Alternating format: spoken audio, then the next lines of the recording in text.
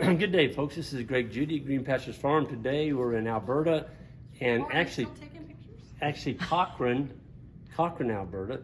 And my guest today is Scott. And Scott, you work at the Stockman's Memorial Foundation.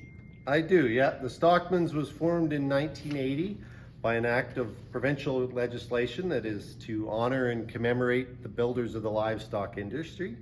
So, to give you an example, this is my great uncle, Chester Urquhart, or Teddy Urquhart, and he rode for Pat Burns. Pat Burns was kind of one of the big cattlemen of the day in the early 1900s, and he fought in the First World War, and when he came home, he bought a section of land up near Pine Lake, Yep.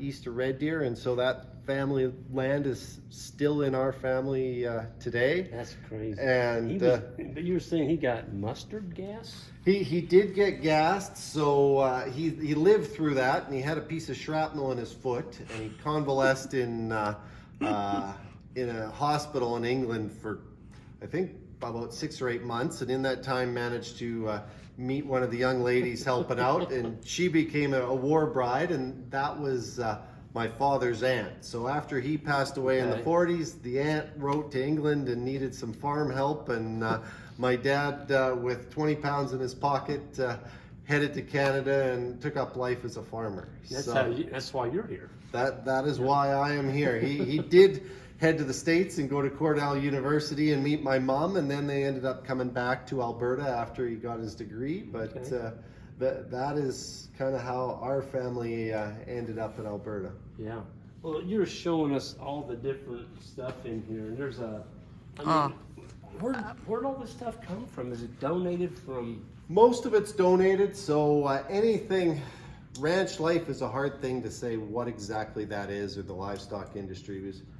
You know, we've got a grand piano there, but that was really the entertainment center of if somebody had a piano, it would get dragged to the schoolhouse or the community hall. Right. And that was the party and the iPad and the sound system of the late 1800s. That particular piano, we aren't sure whether it came on a train or would have actually come up by wagon from Fort Benton, because that would have been the only way to get the piano here. And it was actually a Cochrane family, not Senator Cochrane, who had the first ranch in the area, but Lady Adele and Tom Cochrane were shirt-tail British royalty, and they tried to start a bunch of business ventures here just west of Cochrane in a little place. They started the town of Mitford.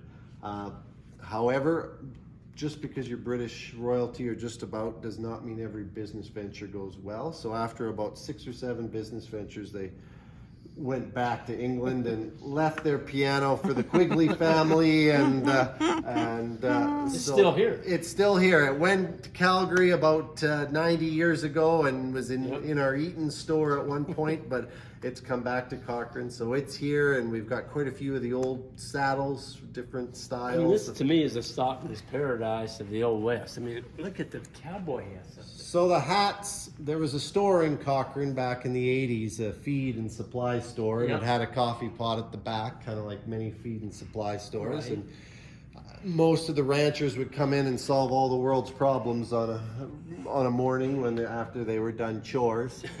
And one day, one of them came in, gentleman just over here, if you want to look at the hat, Don Edge. It's a little dirty. And the lady at the store decided that it was too dirty, and so she sold him a new hat and put his hat up in the rafters. What's his name? Don Edge. Oh, Don Edge, the dirty one there. Okay. And so when that store closed down, there was about 8 or 10 hats that we inherited. So now I think we've got over 130, and we've got a book and kind of a story on about 90% of them. Oh my! Of each hat up there. Each hat. My goodness.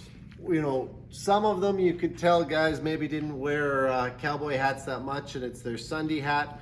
You get another one, another hat I'll point out to you if you want to keep kind of walking forward, and we'll look at, it's probably one of my favorites. So up here, his name is Neil Harvey. So his his hat looks. Oh my God. his father was a gentleman named Eric Harvey, and Eric Harvey was a lawyer who bought a ranch out west by Cochrane here. And Eric has the distinction of discovering that mineral rights were worth something before most other people thought they were. So he did very well and was very philanthropic. And this is his son Neil, and Neil always wanted to be a rancher and a cowboy. So he had the Glenbow Ranch. Okay. Well, he had a lot of foresight as well, and he wanted to see that land preserved. So about 10, 13 years ago or so, the Glenbow Ranch Park was the newest park in the province created so that we protected that grassland and everybody can enjoy it. Neil had his own plane that he would fly around and look. He could afford a new hat, but that was his favorite hat. You can tell he was right-handed by taking it off all the time, and the one side's worn right off. But yes, if you have your favorite hat, that's I know what he's talking about. I've got some hats that Jan wants to throw away. I'm like, nope, I'm going to keep that hat. Well, the next time you come to Alberta, you bring one of those hats up, or maybe I should be talking to her. And see, I'll ship it out as soon as I get home. We're going to talk a little bit about this. So what are we looking at right here? we were showing what a township is in Western Canada. So when the land started to after the Hudson Bay Company sold Rupert's land to the provincial or to the federal government, the federal government wanted to survey, and they started just west of Winnipeg surveying 1 mile sections. And so a township was 6 miles by 6 miles. And originally, it was, they had a road allowance for every township and every range road. Okay. And it was, I'll show you the distance by looking at one of these.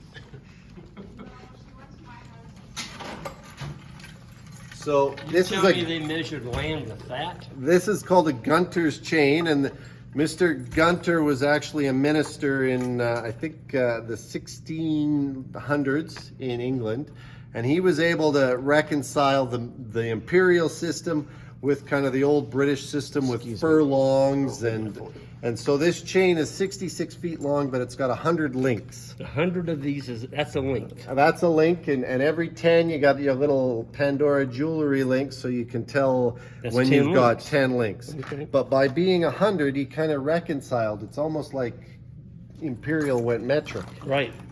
Being able to have it divisible so that you had, a 1/10 is a furlong of, so kind of, one Old terminology. Yeah, but 1/80th of a mile. So if you have 80 of these 66 feet together, you get exactly a mile. So that's So you had to get a mile measured out, you had to do that 80 times. Yes. That's what. And they had survey crews that were doing that. So it was the largest land survey ever done in the world when they started surveying west of Winnipeg. So they would survey out a township. And when they first started doing it, each one of these road allowances was a chain and a half. But that only lasted for a little while. And then from 1881 to present, they actually had each one of these is just one chain. So 66 feet is what our road allowances are. And they only had township roads every 2nd mile. But if you notice, every one of these quarter sections touches a road. So they used less land for roads. You didn't have to maintain as many roads, but everybody could touch one. Gotcha. And when they settled the West and kind of switched from our big lease ranches to opening it up for settlement, you could get from the Canadian government as a homesteader, if you were going to live on it 90 days a year for 3 years and break 30 acres, you could get a quarter section, so 1/2 mile by 1/2 mile for $10. $10. Now, the white ones are the ones the government owned. The yellow, we didn't quite have enough money to go to a railroad company and say, can you build a railroad from one side of Canada to the other? So they made a deal with the CPR that they would get all the odd number sections except 11 and 29 because they saved those for schools. And you see they kind of position them centrally so that kids wouldn't have to walk too many miles to a school. Okay. Yeah, well, that's and then these boxes here, those are the HBC. Schools. Oh, so HBC Hudson Bay Company. So the Hudson Bay Company sold what was called Rupert's Land. Basically, anything that drained into the Hudson Bay is where it got its name, to the Canadian government. So they'd had control over it for about 200 years. Millions of acres. Millions of acres, and really the original use for the land was in the 1600s. The iPhone 14 of the day for them was a beaver felt hat. So Oh, really? this right here is the reason that Canada got settled originally. This is a beaver pelt, and they would take it back and they would felt it to make a nice beaver felt hat. Okay. I usually go back to very academic reading and talk about Dr. Seuss and the Lorax, because he talks about the truffula trees and the thneed. Well, this was our truffula tree, was the beaver, and the thneed was the felt top hat that everybody had in England. But Yeah. That was a symbol, a style. very much so. Yeah, yeah. So fast forward, and they sold Rupert's Land to the Canadian government. At the same time, the repeating rifle had been created and the buffalo population were declining, and a lot of people saw an opportunity to start raising cattle out west here. Okay. So the Canadian government then, after they had big ranch leases of over 100,000 acres to begin with, and then realized they needed settlement because they didn't want to be taken over by the Americans. So the Americans had just bought Alaska. they bought Alaska for $7.5 million the same year that Canada had our Confederation.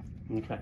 So They basically, needed people out here. So they needed people, yeah. If there was only 10 people on $100,000 or 100,000 acre ranch, Yeah. there wasn't much resistance. Yeah. Now the irony in all of that is when you start offering land for $10 for a quarter section, we have a road in Airdrie just east of here called Yankee Valley Boulevard. Well, it's not called, it's not called Welsh Valley Boulevard or Norwegian Valley Boulevard. It's because we brought all the Yankees up. They sold their land down there and moved up here because it was cheap land. So, Would you show us the pictures of these are the posters that they put up? yeah, so once they started wanting immigration and they had the land surveyed, I call this the original social media campaign, where they had to promote people. Now, for those of you watching in America, this is just like Canada is. We never have mosquitoes. It never snows. You can wear short sleeves and Rugged, handsome Oh, man. and the plows drive themselves with the team. I don't see any snow or anything. There isn't any snow, no wind, no bugs. So yes, it's just the utopia that the railroad companies, the shipping companies, and the government were selling you because they wanted to either sell you a ticket on the railroad or the ships. So you're telling me they came for $10, they could get 160 acres. As long as you lived on it for 90 days a year and plowed 30 acres within the 3 years, then it would be proved up and you could apply and it was yours. And they gave you a deed to it. Yeah, and you got your deed, exactly. Wow. Folks, there's so much to cover here. This is going to be part one, and I haven't got to some of the really good stuff back here yet. But I just wanted to, I don't want to make a really super long video, but I want to thank you for your first video if you got time. Very well. And we're going to go ahead and stop right there, and we'll see y'all next time. Hit that subscribe button on that, and we'll have a good one.